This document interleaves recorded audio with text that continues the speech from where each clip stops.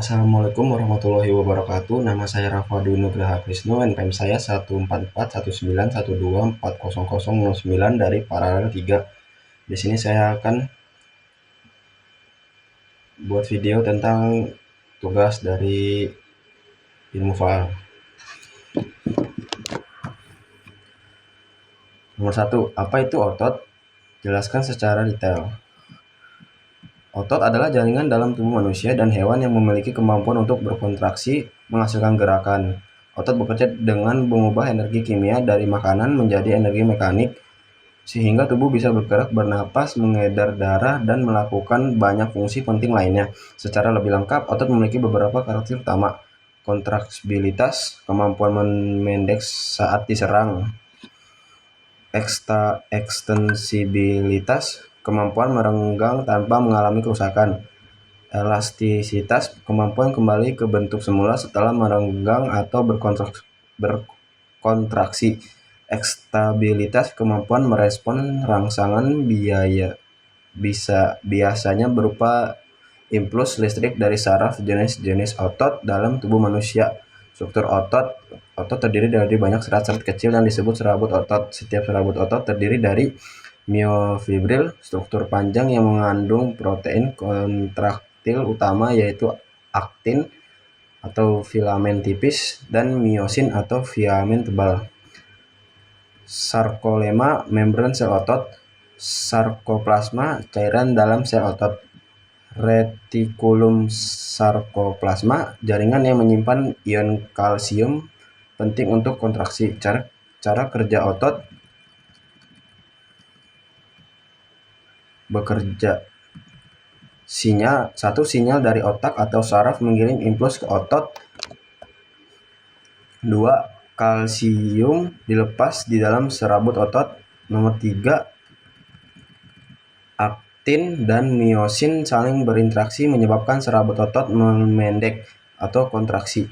4. Setelah kerja selesai, otot kembali rileks. Fungsi otot: menggerakkan tubuh, berjalan, berbicara, menulis. Memompa darah. Fungsi otot jantung: mendukung postur tubuh, menjaga tubuh tetap tegak. Menghasilkan panas ketika berkontraksi. Otot menghasilkan panas untuk menjaga suhu tubuh. Yang kedua, nomor 2, jelaskan apa itu sistem otot. Jelaskan fungsi dari sistem otot. Sistem otot adalah sistem dalam tubuh manusia dan hewan yang terdiri dari semua otot tubuh bersama dengan jaringan-jaringan lain yang berhubungan seperti tendon atau penghubung otot ke tulang. Sistem ini bekerja sama dengan sistem rangka untuk menghasilkan gerakan, menjaga postur, mengalirkan darah, dan mengontrol fungsi tubuh yang tidak disadari. Sistem otot manusia terdiri dari 600 otot berbeda dan secara umum berinteraksi dengan sistem saraf dan sistem rangka untuk mendukung semua aktivitas tubuh, baik yang kita sadari seperti berjalan maupun yang otomatis seperti detak jantung. Fungsi utama dari sistem otot: 1. Menghasilkan gerakan. 2. Menjaga postur tubuh. 3. Mendukung dan melindungi organ dalam. 4. Mengalirkan dan mengontrol cairan tubuh. 5. Penyimpanan energi. Singkatnya, sistem otot adalah mesin utama tubuh yang membuat kita bergerak, berdiri, bernapas, memompa darah, dan tetap hidup dengan suhu tubuh yang stabil. Selanjutnya, nomor 3, otot secara fisiologi. Jelaskan secara detail. Dalam fisiologi, ilmu tentang fungsi tubuh, otot dalam jaringan yang bertugas mengubah energi kimia menjadi energi mekanik melalui kontraksi. Artinya, otot tidak hanya dilihat sebagai daging atau alat gerak, tapi dipelajari bagaimana fungsi biologis, proses kimia, dan listrik di dalam otot memungkinkan tubuh bergerak, menghasilkan panas, atau melakukan fungsi-fungsi vital lainnya. Fisiologis otot, proses penting. 1. Kontraksi otot. Kontraksi adalah proses utama otot. Ini melibatkan sinyal saraf atau dari otak atau sumsum tulang belakang mencapai serabut otot. Jadi kontraksi terjadi bukan karena otot melipat, tapi karena struktur kecil dalam serat otot bergerak relatif satu sama lain. Kedua, sumber energi otot. Untuk berkontraksi, otot butuh energi dalam bentuk ATP atau adenosin trifosfat. Otot mendapat ATP dari respirasi aerobik atau menggunakan oksigen. Misal, saat lari cepat, awalnya energi dari kreatin fosfat, Lalu tubuh mulai pakai oksigen untuk memproduksi ATP. Ketiga, ada tipe kontraksi otot. Ada beberapa jenis kontraksi berdasarkan kondisi. Satu, isotonik, otot berubah panjang atau memendek sambil menghasilkan gaya. Kontraksi konsentris, otot memendek, contoh mengangkat beban. Kontraksi eksentrik, otot memanjang sambil menahan beban, contoh menurunkan beban perlahan. Isometrik, otot tidak berubah panjang tapi menghasilkan gaya, contoh menahan posisi plank. Selanjutnya ada tipe serabut otot. Serabut otot dibedakan berdasarkan kecepatan dan tipe metabolismenya. Kelima, ada fatigue. Kelelahan otot terjadi saat otot tidak mampu lagi beroperasi dengan kekuatan maksimal. Penyebab kekurangan ATP, penumpukan asam laktat, dan gangguan pada transmisi sinyal saraf. Intinya, fisiologi otot menjelaskan bahwa otot bekerja lewat proses kimia ATP, elektrik, dan mekanik untuk menghasilkan kontraksi dan gerakan tubuh. Nomor 4, selanjutnya ada apa itu massa otot? Jelaskan dengan detail. Massa otot adalah jumlah otot jaringan otot yang ada di dalam tubuh seseorang. Ini mencakup semua otot, baik otot rangka, otot polos, maupun otot jantung. Dalam konteks umum, massa otot biasanya merujuk pada otot rangka, otot yang melekat pada tulang dan digunakan untuk bergerak. Sederhananya, massa otot sama dengan berat total dari jaringan otot dalam tubuh. Massa otot diukur dalam kilogram atau persentase dari berat badan total. Komponen massa otot terdiri dari air sekitar 70-75%, protein, glikogen, ion mineral, lemak intramuskular. Fungsi massa otot: 1. Menggerakkan tubuh. 2. Meningkatkan metabolisme. 3. Melindungi sendi dan tulang. 4. Meningkatkan keseimbangan dan koordinasi. 5. Mendukung kesehatan jangka panjang. Faktor yang mempengaruhi massa otot: genetik, bawaan tubuh berpengaruh pada kemampuan membentuk massa otot. Jenis kelamin, pria umumnya punya massa otot lebih besar dibanding wanita karena kadar hormon testosteron yang lebih tinggi. Usia, massa otot mulai menurun setelah usia 30, disebut sarkopenia. Aktivitas fisik, latihan beban, atau latihan resistensi meningkat massa otot. Nutrisi, asupan protein dan kalori mempengaruhi pertumbuhan dan pemeliharaan otot. Hormon, testosteron, hormon pertumbuhan, insulin, dan hormon lain berperan besar. Bagaimana cara mengukur massa otot? Ada beberapa metode. 1. Bio X-ray impeda analysis. 2. DSA scan. 3. MRI atau CT scan. Pengukuran lingkar otot, perbedaan massa otot dan kekuatan otot, massa otot, kekuatan otot. Singkatnya, massa otot sama dengan total berat jaringan otot di tubuh. Penting untuk gerakan, metabolisme, dan kesehatan jangka panjang. Selanjutnya nomor 5. Kenapa dikatakan massa otot? Dengan ilmu biologi dan fisiologi, istilah massa merujuk pada jumlah total materi atau jaringan dalam subjek suatu objek. Dalam hal ini jaringan otot. Jadi massa otot berarti jumlah keseluruhan jaringan otot dalam tubuh yang memiliki massa. Kenapa pakai istilah massa? Karena otot itu memiliki berat atau massa bisa diukur dalam kilogram. Otot yang memiliki volume atau mengisi ruang dalam tubuh. Massa otot mempengaruhi berat total tubuh kita. Massa otot bisa berubah, bertambah atau berkurang tergantung aktivitas, usia, nutrisi, dan hormon. Dengan kata lain, massa otot adalah akumulasi fisi otot yang nyata dan terukur dalam tubuh. Kenapa tidak cukup hanya dikatakan otot saja? Karena otot itu bisa merujuk pada struktur jenis otot, rangka, polos, jantung, fungsi, kontraksi untuk gerakan, sedangkan massa otot secara spesifik berbicara tentang kuantitas otot atau beberapa banyak jaringan otot yang ada, seberapa besar atau kecil ukuran otot seseorang, tingkat kesehatan fisik dan metabolisme berdasarkan jumlah otot. Contoh perbedaan: otot saya kuat berbicara tentang fungsi atau kekuatan, massa otot saya meningkat berbicara tentang ukuran atau jumlah jaringan otot yang bertambah. Secara fisiologis, mengapa otot penting? Otot adalah jaringan metabolisme aktif, artinya ia menggunakan energi. Bahkan saat kita beristirahat, semakin banyak massa otot, semakin cepat metabolisme tubuh, semakin tinggi pembakaran kalori sehari-hari.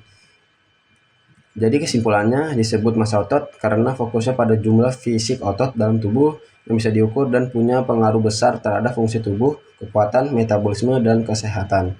Selanjutnya ada nomor 6. Otot membutuhkan oksigen. Kenapa? Otot memerlukan energi untuk berkontraksi, bergerak, dan mempertahankan fungsinya.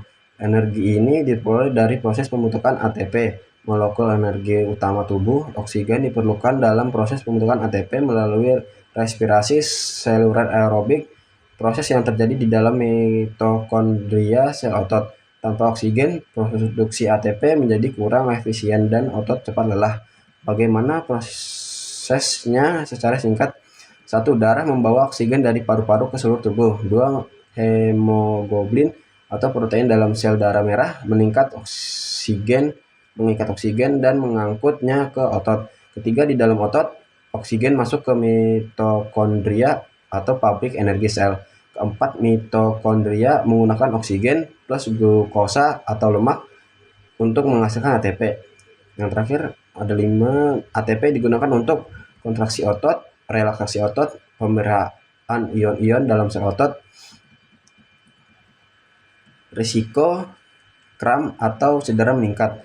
Inilah kenapa saat kita olahraga berat, kita butuh bernapas lebih cepat supaya lebih banyak oksigen masuk untuk mendukung kerja otot. Kesimpulannya, otot membutuhkan oksigen untuk menghasilkan energi ATP secara efisien. Tanpa oksigen yang cukup, otot akan cepat lelah, menumpuk asam laktat, dan performanya menurun. Lalu nomor 7, jelaskan secara detail mekanismenya cara kerja otot. 1. Inisiasi sinyal saraf atau impuls motorik. Otak atau sumsum tulang belakang mengirimnya sinyal listrik impuls ke serabut otot melalui saraf motorik. Sinyal ini sampai ke bagian saraf yang disebut ujung sinapsa motorik. Nomor 2, pelepasan neurotransmitter atau asetilkolin di ujung-ujung saraf motorik. Impuls listrik memicu pelepasan neurotransmitter bernama asetilkolin ACH ke celah sinaps. Ketiga, pembentukan potensial aksi di otot. Ikatan aksi membuka saluran ion, khususnya saluran natrium Na+ di sarkolemma. Nomor 4, pelepasan ion kalsium. Potensial aksi yang menjalar ke tubulus T memicu retikulum sarkoplasma RS untuk melepaskan ion kalsium Ca2+ ke dalam sitoplasma otot, disebut sarkoplasma. 5. Ikatan kalsium ke troponin. Ion kalsium yang dilepaskan akan menempel pada protein trombolin di serabut aktin atau filamen tipis. Troponin berubah bentuk, menggeser trombosin atau protein menghalang sehingga situs aktif pada aktin terbuka. Singkatnya, alur mekanisme kerja otot: pertama, sinyal saraf; kedua, pelepasan asetilkolin; ketiga, potensial aksi; keempat, pelepasan kalsium; kelima, pembentukan cross big D; keenam, proses power stroke; ketujuh, kontraksi otot; yang terakhir, relaksasi. Selanjutnya nomor 8, jelaskan proses oksigen disalurkan ke otot. Agar otot bisa bekerja, tubuh harus mengambil oksigen dari udara dan mengantarkan sampai ke sel otot. Proses ini terjadi lewat beberapa tahap. 1. Pertukaran oksigen di paru-paru atau respirasi eksternal. Saat kita menghirup udara, oksigen masuk ke paru-paru, tepatnya ke kantung kecil bernama alveolus. Di alveolus, oksigen berdifusi ke dalam kapiler darah di sekitarnya. Oksigen diambil oleh sel darah merah melalui bantuan protein bernama hemoglobin. Hemoglobin bertugas mengikat oksigen dan membawanya ke seluruh tubuh. Kedua, transportasi oksigen dalam darah. Oksigen yang sudah terikat dalam hemoglobin membuka kompleks yang disebut oksihemoglobin. Sel darah merah membawa Oksihemoglobin ini melalui pembuluh darah arteri dari jantung ke seluruh tubuh.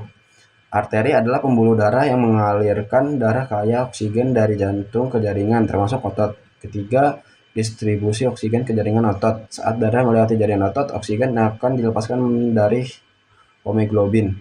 Proses pelepasan ini terjadi karena tekanan oksigen di jaringan otot lebih rendah dibandingkan di darah.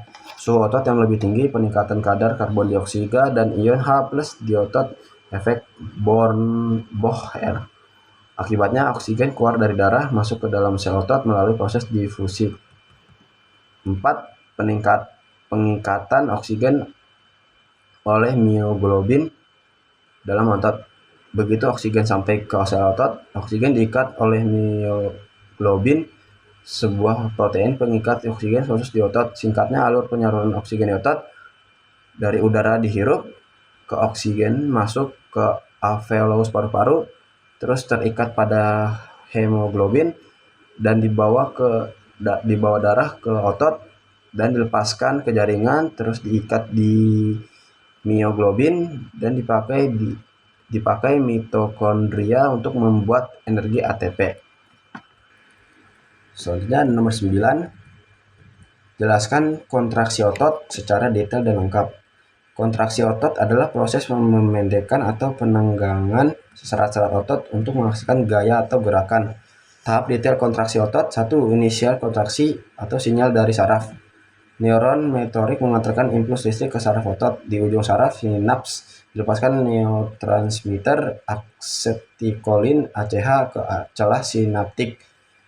AC berikatan dengan reseptor di membran otot. Sarkolema membuka saluran ion natrium Na+. Masuknya Na+ memicu potensial aksi di membran otot. Potensial aksi ini menyebar sepanjang sarkolema masuk ke dalam otot melalui tubulus. 2. Pelepasan ion kalsium. Potensial aksi di tubulus T merangsang retikulum sarkoplasma untuk melepaskan ion kalsium Ca2+ ke sarkoplasma. Ketiga, peran kalsium dalam kontraksi. Ion kalsium menempel pada protein troponin yang terdapat di filamen aktin. Setelah kalsium menempel, tropomyosin bergeser. Ini membuka situs aktif pada filamen aktin sehingga kepala myosin bisa menempel. Keempat, pembentukan cross bridge. Kepala myosin yang telah berenergi dari ATP menempel pada situs aktif aktin. Ini membentuk jembatan silang antara aktin dan myosin. 5. Power stroke atau gerakan tarik. Secara cross break terbentuk. Kepala myosin menekuk ke arah tengah sarkomer. Filamen aktif ditarik ke tengah menyebabkan pemendekan serat otot. Pada tahap ini ADP dan fosfat yang sebelumnya menempel pada myosin dilepaskan. Selanjutnya nomor 10, jelaskan proses melepas asam laktat yang menumpuk pada tubuh. Asam laktat adalah produk sampingan dari metabolisme anaerobik, yaitu saat sel-sel otot menghasilkan energi ATP tanpa cukup oksigen. Biasanya saat aktivitas berat atau intensitas tinggi. Ketika produksi asam laktat tinggi dan akumulasi berlebih, kamu akan merasa pegal, sensasi terbakar di otot, penurunan performa. Tapi tenang, tubuh kita punya sistem alami untuk membersihkan asam laktat ini. Proses pembersihan asam laktat ini dari tubuh berikut tahapan detailnya. 1. Difusi ke aliran darah. Asam laktat yang menumpuk di dalam serat otot keluar dari otot dan masuk ke aliran darah. Kedua, transportasi ke organ-organ pengolah. Setelah masuk ke darah, asam laktat diangkut menuju beberapa organ utama: hati, jantung, ginjal, otot lain.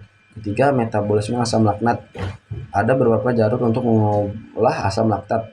1. Konversi kembali menjadi energi di otot atau jantung. Kedua, ada proses gluconeogenesis di hati atau siklus Cori. Di hati, asam laktat diubah menjadi pirufat. Pirufat kemudian digunakan untuk membuat glukosa baru melalui proses yang disebut gluconeogenesis. Glukosa ini bisa digunakan kembali sebagai energi simpan dalam bentuk glikogen Untuk kebutuhan energi berikutnya, siklus Cori ini sangat penting untuk membersihkan darah dari kelebihan asam laktat setelah aktivitas berat. Ketiga ada ekskresi sebagian kecil melalui urin. Dalam jumlah kecil asam laktat juga bisa dikeluarkan melalui urin oleh ginjal, namun ini bukan jalur utama. 4. Peran oksigen. Recovery aktif setelah aktivitas berat. Saat kamu bernapas lebih dalam dan cepat, tubuh mengambil lebih banyak oksigen. Oksigen ini membantu mengubah asam laktat menjadi energi, mempercepat pembersihan laktat dari darah dan otot. Itulah kenapa setelah olahraga berat, pendinginan dengan gerakan ringan seperti jalan kaki lebih baik daripada langsung berhenti. Pendinginan membantu aliran darah tetap lancar dan mempercepat pembersihan asam laktat. Singkatnya, alur pembersihan asam laktat otot ke darah, ke hati, atau jantung, atau otot lain. Terus terakhir digunakan sebagai energi, dibentuk ulang menjadi glukosa, sebagian kecil keluar lewat urin. Selanjutnya nomor 11, latihan eksplosif otot secara fisiologi, jelaskan secara detail. Latihan eksplosif otot mengacu pada gerakan dengan kecepatan tinggi dan gaya besar dalam waktu sangat singkat, seperti lompat jauh, sprint, atau plyometric training. Dalam konteks fisiologi, latihan ini melibatkan beberapa sistem tubuh, terutama satu sistem saraf atau neuromuscular adaptation. Latihan eksplosif mempercepat aktivitas motor unit. Kedua, sistem otot muscle fisiologi. Serabut otot tipe 2, khususnya LLX, mendominasi aktivitas. Ketiga, ada metabolisme energi bioenergetik. Sistem energi utama ATP, PCR sistem, atau disebut adenosin trifosfat dan fosfokreatin. Energi dihasilkan sangat cepat tapi hanya bertahan 10 detik, tidak mengadakan glikolisis atau oksidasi saat fase eksplosif pendek. Recovery PCR penting antara repetisi butuh sekitar 2-3 menit. Adaptasi hormonal. Latihan eksplosif merangsang sekresi hormon anabolik seperti testosteron, GH atau growth hormone, dan IGF-1. Hormon-hormon ini mempercepat sintesis protein otot dan pemulihan jaringan. Kelima, stretch shortening cycle atau SSC. Ini fenomena penting dalam latihan eksplosif. SSC adalah otot atau tendon mengalami perenggangan cepat diikuti oleh kontraksi cepat atau disebut concentric explosion. Perenggangan ini menyimpan energi elastik dan meningkatkan refleks neuromuskular, meningkatkan daya ledak. Contoh latihan eksplosif: plyometric jump atau vertical jump dan box jump. Sprint dari 30-50 meter. Medicine ball throw. Olympic lifts atau snatch, clean and jerk. Dan terakhir ada depth jump. Selanjutnya ada nomor 12. Jelaskan secara detail hierarki struktur otot mulai dari tingkat makroskopis hingga mikroskopis. 1. Tingkat makroskopis yang bisa dilihat dengan mata telanjang.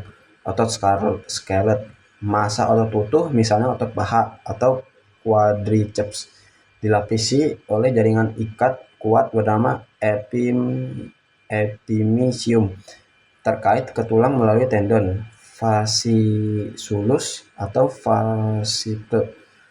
Kumpulan beberapa serat otot yang membentuk bandel. Masing-masing fascicle dibungkus oleh perimysium. 2. Ada tingkat mikrofosis atau butuh mikroskop untuk melihatnya. Serat otot atau muscle fiber, satu sel otot panjang berbentuk silinder dibungkus oleh membran tipis elastis bernama endomysium. Serat otot punya Sarkolema adalah membran plasma luar sel otot. Sarkoplasma adalah cairan sitoplasma sel otot berisi glukogen dan mioglobin.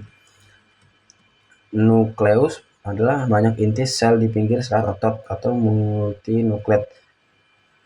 Mitokondria adalah banyak untuk produksi ATP. Sistem T tubulus, jaringan membran yang menyebar ke dalam serat otot membantu menyebarkan impuls listrik. Miofibril struktur panjang di dalam serat otot. Miofibril tersusun atas ribuan unit berulang bernama sarkomer. Sarkomer atau sarcomere, unit fungsional kontraksi otot, membentang dari Z-line ke Z-line. Di dalam sarkomer ada filamen protein. Filamen tebal atau miosin menghasilkan gaya kontraksi.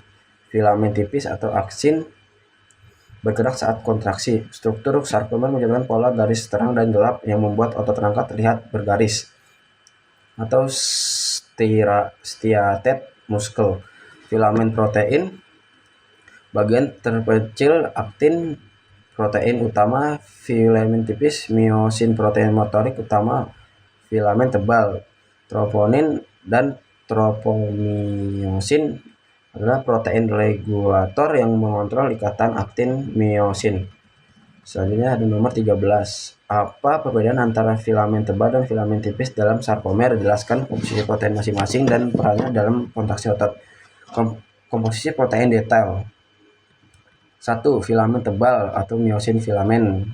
Miosin terdiri dari banyak molekul miosin, kurang lebih 200 molekul per filamen. Struktur molekul miosin: kepala miosin mengikat ATP, mengikat aktin saat kontraksi, memiliki aktivitas ATPase ke memecah ATP untuk energi. Leher atau hingga region menghubungkan kepala ke ekor dan berperan sebagai angle fleksibel.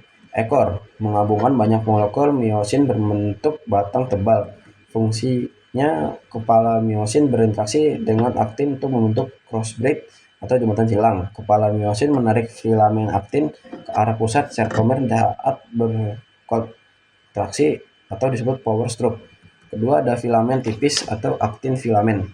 Aktin tersusun dari monomer G-aktin atau globular aktin yang bergabung untuk rantai panjang F-aktin atau disebut filamentous aktin. Memiliki situs aktif tempat kepala miosin menempel. Tropomiosin, protein berbentuk lintah panjang yang membungkus silek aktin, menutupi situs aktif aktin saat otot dalam keadaan rileks, ke mencegah ikatan dengan miosin. Troponin ada kompleks 3 subunit. Troponin T atau TNT menempel pada trombosin. Troponin I atau TNI menghambat interaksi aktin miosin. Troponin C atau TNC meningkat ion kalsium Ca2+. Fungsi saat ion Ca2+ masuk dari retikulum sarkoplasma, Ca2+ berikatan dengan troponin C. Ini mengubah bentuk troponin dan menarik tropomiosin, membuka situs aktif pada aktin kepala miosin, kemudian bisa menempel ke aktin dan kontraksi bisa terjadi.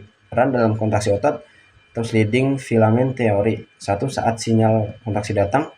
Kedua, Ca+ berikatan dengan troponin C pada filamen tipis. Ketiga, ini memindahkan trombosin, membuka situs aktif pada aktin.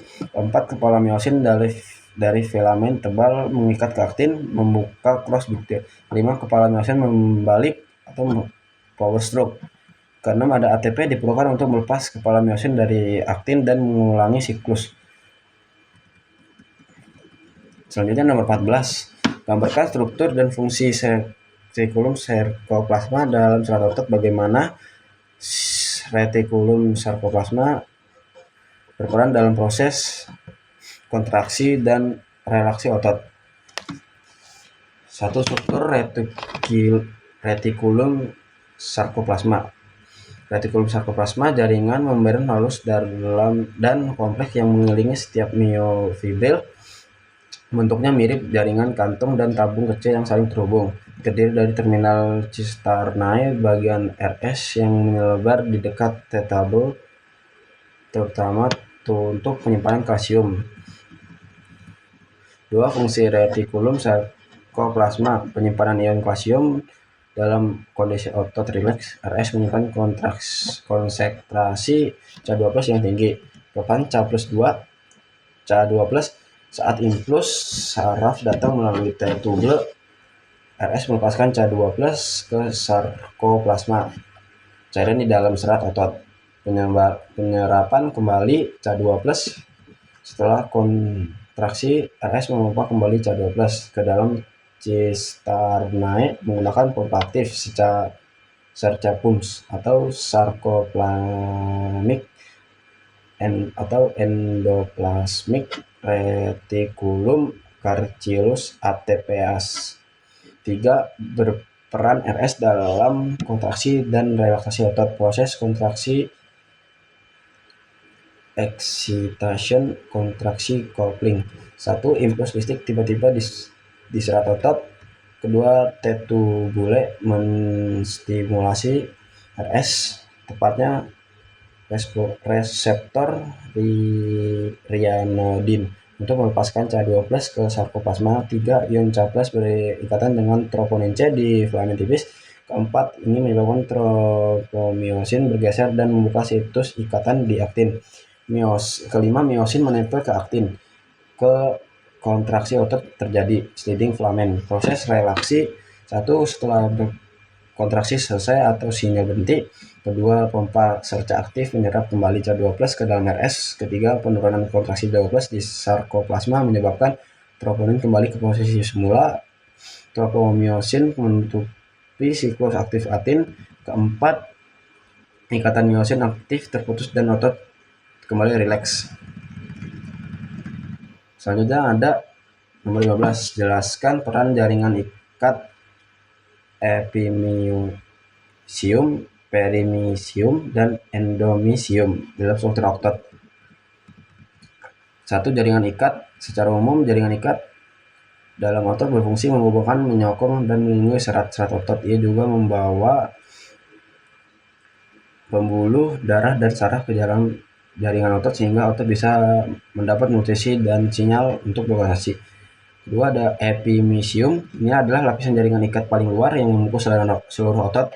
Fungsinya adalah melindungi otot yang dari gesekan dengan struktur lain dan menyokong bentuk otot secara keseluruhan. Ketiga, perimysium. Ini adalah lapisan jaringan ikat yang membungkus kelompok serat otot membentuk berkas atau fasciculus.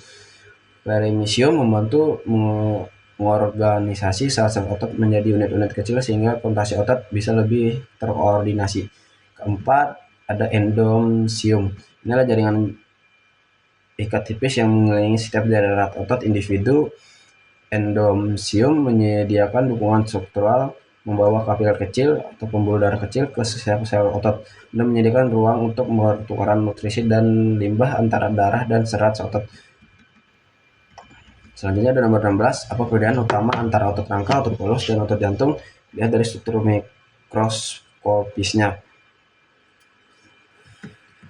Struktur mikroskopis berserat atau punya garis-garis terang dan gelap disebut striated, bentuk silinder dan panjang, multinukleat, bersifat sadar, artinya kita bisa mengontrol gerakannya.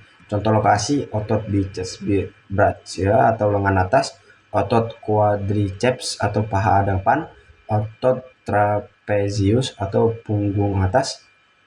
Kedua, atau otot polos atau disebut dengan smooth muscle.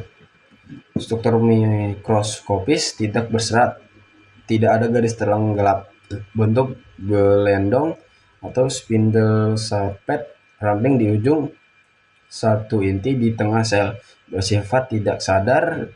Mikroorganisme bekerja otomatis tanpa kita sadari. Contoh lokasi, dinding pembuluh darah, dinding usus rahim, saluran pernapasan kecil. Ketiga, otot jantung, kardiak muskel.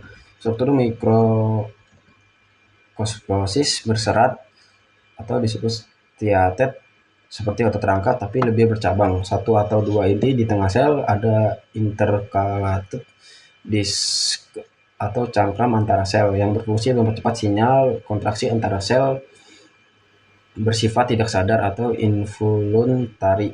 Contoh lokasi jantung, tentunya seluruh otot jantung ada di organ ini. Selanjutnya ada nomor 17. Kontraksi otot dimulai saat neuron motorik mengirimkan sinyal listrik impuls ke serat otot. Sinyal ini menyebabkan pelepasan neurotransmitter asetilkolin atau ACH di sinapsis neuromuskular atau tempat saraf bertumbuhnya otot. Kedua, ada depolarasi membran otot. Ketiga, ada pelepasan kalsium. Keempat, ada kalsium memicu interaksi aktin miosin. Kelima, ada power stroke. Keenam, datasemen dan pengulangan. 7, ada relaksi otot. Intinya ringkasan sumber singkat, sinyal saraf ke kalsium keluar, ke aktin miosin berikatan, ke tarik aktin, ke gunakan ATP, ke kontraksi, ke sinyal berhenti, ke kalsium kembali, dan terakhir ke relaksasi. Selanjutnya ada nomor 18. Jelaskan jenis kontraksi otot pada manusia. 1. Kontraksi isotonik konsentris. Otot memendek saat berkontraksi. Contoh, saat mengangkat dumbbell. Kedua, ada kontraksi isotonik ekstretrik. Otot memanjang saat menahan beban. Contoh, saat menurunkan dumbbell perlahan.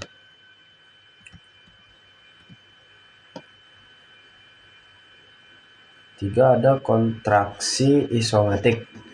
Tidak ada gerakan yang terlihat, tapi otot tetap aktif. Contoh, menahan papan atau menahan belanjaan berat tanpa bergerak. Keempat, ada kontraksi isokinetik.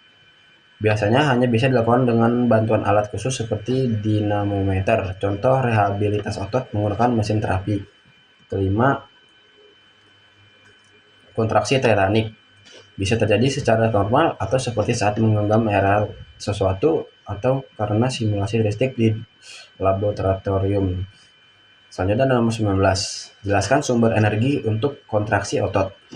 Energi utama yang langsung digunakan untuk kontraksi otot, ATP dibutuhkan untuk melepaskan otot breakdown antara aktin dan miosin. Kedua, ada sumber energi tambahan untuk membantu ATP. 1, ada fosfagen atau sistem kreatin fosfat. Kedua, ada glikolisis anaerobik. Ketiga, ada respirasi aerobik. Kesimpulannya, ATP itu seperti uang kontan energi otot. Kalau ATP habis, otot akan memproduksi ATP baru lewat kreatin fosfat, glikolisis atau respirasi aerobik. Selanjutnya nomor 20. Apa yang terjadi jika kontraksi otot tidak terjadi? 1. Tidak bisa menghasilkan gerakan. Kedua, gangguan fungsi vital. Ketiga, kelemahan atau kelumpuhan otot. Keempat, penurunan massa otot atau atrofi. Kelima,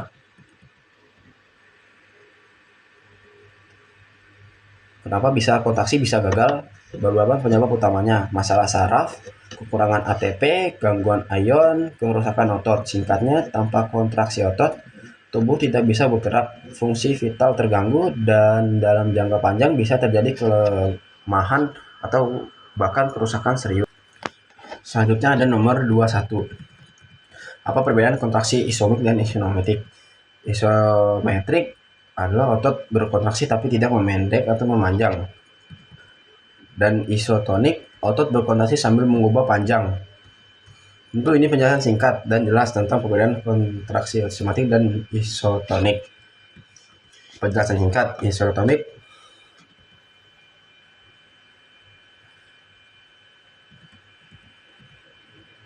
tegangan tanpa gerak, dan isotonik tegangan dengan gerak,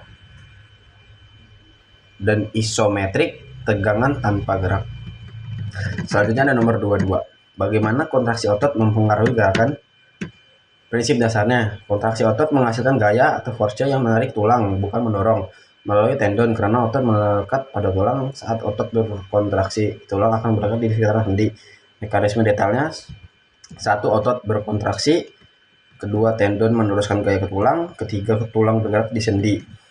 Contoh sederhana, mengangkat lengan, otot biceps beraci berkontraksi, tendon biceps menarik tulang radius di lengan bawah. Intinya, kontraksi otot sama dengan gaya pada tulang sama dengan gerakan tubuh. Koordinasi banyak otot memungkinkan gerakan halus, cepat, atau kuat sesuai kebutuhan. Selanjutnya nomor 23, apakah otot bisa berkontraksi tanpa sinyal saraf? Secara detail. 1. Normalnya kontraksi tubuh butuh sinyal saraf. Otot rangka 100% bergantung pada impuls saraf dan dari neuron motorik. Itulah sebabnya kalau saraf rusak, misal cedera sumsum tulang belakang, otot di bawah area cedera jadi paralis. Kedua, ada otot jantung dan otot polos bisa kontraksi spontan. Contohnya nodus sinoatrial atau SA node di jantung menjalankan sinyal listrik tanpa perintah saraf. Otot polos di organ seperti usus juga bisa berkontraksi sendiri, disebut kontraksi spontan atau rhythmus. Contohnya peristarik di usus terus berjalan meski tidak terlalu sadar. Ketiga, ada eksperimen laboratorium. Di laboratorium otot rangka biasa dipaksa berkontraksi tanpa sinyal saraf menggunakan stimulasi listrik langsung ke serat otot.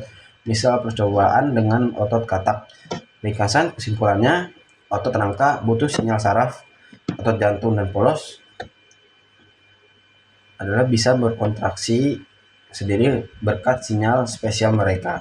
Satu dan nomor 24. Apa saja faktor yang mempengaruhi kekuatan kontraksi otot? 1. Frekuensi stimulus saraf. Kedua, ada jumlah unit motorik yang direkrut. Ketiga, ada ukuran unit motorik. Keempat, ada panjang otot sebelum kontraksi atau panjang awal. Kelima, ada beban atau load. Keenam, ada ketersediaan energi atau ATP dan oksigen. Ringkasannya, kekuatan kontraksi otot dipengaruhi oleh frekuensi sinyal, jumlah unit motorik, panjang otot, beban, energi, ion, suhu, dan kelelahan. Selanjutnya nomor 25. Apa yang terjadi jika otot kekurangan oksigen? 1. Peralihan ke metabolisme aerobik. Kedua, ada penumpukan asam laktat. Ketiga, ada penurunan kinerja otot. Keempat, ada kejadian fatigue atau kelelahan otot. Kelima, ada potensi kerusakan otot. Contoh nyata, saat lari sprint 400 meter, otot butuh banyak energi cepat. Oksigen tidak cukup. Glikolisis anaerobik dominan. Otot terasa terbakar. Ringkasannya, kekurangan oksigen adalah otot pakai metabolisme anaerobik, ke asam laktat menumpuk, ke otot cepat lelah, sakit, bahkan bisa rusak.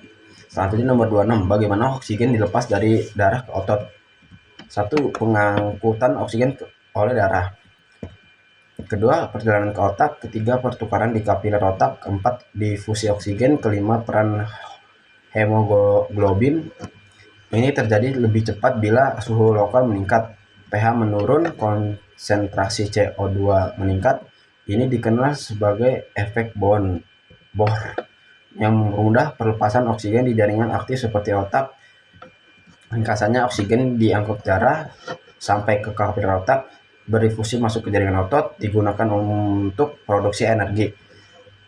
Ilustrasinya, paru-paru ke darah, ke hemoglobin, ke arteri, ke kapiler otak, ke difusi O2, terakhir ke sel otak. Nomor 27. Apa yang terjadi pada oksigen di dalam otot? 1. Oksigen dikirim ke otot. Kedua, ada oksigen lepas ke jaringan otot. Ketiga, ada oksigen diikat oleh mioglobin. Keempat, ada penggunaan oksigen untuk membuat energi. Kelima, ada jika oksigen tidak cukup. Ringkasannya, oksigen di otot diikat oleh mioglobin, dipakai mitokondria untuk menghasilkan energi ATP yang mendukung kontraksi otot. Gambarannya alur cepat paru-paru ke darah, ke kapiler otot, ke mioglobin, ke mitokondria, ke produksi ATP, ke kontraksi otot. Nomor 28, oksigen sampai ke otot melalui darah. Jelaskan secara detail. Oksigen masuk ke tubuh, respirasi paru-paru, kita menghirup udara melalui hidung mulut. Oksigen masuk ke paru-paru, tepatnya ke alveolus, kantung udara kecil di paru-paru, dinding alveolus tipis dan berdampingan dengan kapiler. Pertukaran gas alveolus di oksigen berdifusi dari alveolus ke darah kapiler paru-paru karena perbedaan konsentrasi. Ketiga, ada transportasi oksigen oleh darah. Darah yang kaya oksigen disebut darah arteri. Jantung memompa darah. Keempat, ada pelepasan oksigen di kapiler otot. Saat darah mencapai kapiler otot, tekanan oksigen di darah lebih tinggi dibandingkan tekanan oksigen di otot. Karena itu, oksigen dilepaskan dari hemoglobin. Kelima, ada pengikatan oksigen oleh mioglobin di dalam sel otot. Oksigen diikat oleh mioglobin, protein pengikat oksigen di otot. Keenam, ada pemanfaatan oksigen di mitokondria. Mitokondria menggunakan oksigen dalam proses respirasi aerobik untuk mengubah glukosa dan lemak menjadi ATP. Gambaran jalur lengkap, udara ke paru-paru, ke darah kapiler paru-paru, diikat oleh hemoglobin, terus ke jantung, ke aorta, ke arteri kecil, ke arterioid, ke kapiler otot, ke oksigen lepas, masuk ke sel otot, ke mioglobin, ke mitokondria, ke produksi ATP, dan ke kontraksi otot. Selanjutnya nomor 29. Kenapa harus stretching dulu sebelum latihan dan kenapa harus cooling down sebelum latihan? 1. Kenapa harus stretching sebelum pemanasan? 1. Meningkatkan suhu tubuh dan otot. Stretching terutama yang bagian pemanasan aktif, menaikkan suhu otot. Kedua, ada meningkatkan aliran darah dan oksigen. Stretching ringan memperlebar pembuluh darah. Ketiga, ada meningkatkan respon saraf dan refleks. Pemanasan menyiapkan sistem saraf supaya sinyal dari otak ke otot lebih cepat dan lebih terkoordinasi. Keempat, ada menyiapkan sendi dan ligamen. Stretching meningkatkan produksi cairan sinovial di sendi. Kenapa harus cooling down sebelum latihan? Setelah latihan, 1. Menurunkan denyut jantung dan pernapasan secara bertahap. Setelah latihan keras, jantung berdetak cepat. Kedua, ada mencegah penumpukan darah di ekstremitas atau venous pooling. Jika langsung berhenti tanpa cooling down, darah bisa mengenang di kaki, membuatmu pusing atau bahkan pingsan. Ketiga, ada membantu menghilangkan asam laktat. Saat olahraga, otot menghasilkan asam laktat. Keempat, ada memulihkan fleksibel dan mengurangi ketegangan otot. Stretching ringan saat cooling down membantu mengundurkan otot yang tadinya menegang saat latihan berat. Secara biologis, stretching mempersiapkan tubuh untuk stres olahraga. Cooling down mengembalikan tubuh ke keadaan normal dengan aman. Terakhir, ada nomor 30, jelaskan bagaimana kelelahan otot terjadi pada tingkat fisiologis. Faktor apa saja yang berkontribusi pada kelelahan otot dan bagaimana kelelahan otot dapat diatasi. Secara fisiologis, penyebab utama adalah 1. Kekurangan ATP, kedua penumpukan produk sisa metabolisme, ketiga ada gangguan ion di dalam dan luar sel otot, keempat ada kerusakan struktur sel otot. Pada latihan berat atau maraton bisa terjadi kerusakan kecil di membran sel otot atau sarkolama atau serat otot. Ini memicu peradangan lokal dan meningkatkan kelelahan otot. Faktor-faktor yang berkontribusi pada kelelahan otot: 1. Jenis aktivitas fisik, kedua ada tingkat kebugaran individu, 3. ketersediaan oksigen, keempat dehidrasi dan ketidaksimpanan elektrolit, 5. ada faktor mental dan saraf. Bagaimana kelelahan otot bisa teratasi? 1. Istirahat dan pemulihan, kedua latihan rutin dan spesifik, ketiga ada asupan nutrisi yang cukup, keempat pemanasan dan pendinginan yang benar, kelima ada teknik pendinginan aktif, keenam ada perbaikan mental. Faktor-faktornya ada intensitas latihan, oksigen, hidrasi, tingkat kebugaran, dan faktor mental. Bisa diatasi dengan istirahat, latihan teratur, nutrisi cukup, dan pendinginan aktif. Sekian dari penjelasan saya. Kalau ada kurang mohon dimaafkan. Wassalamualaikum warahmatullahi wabarakatuh.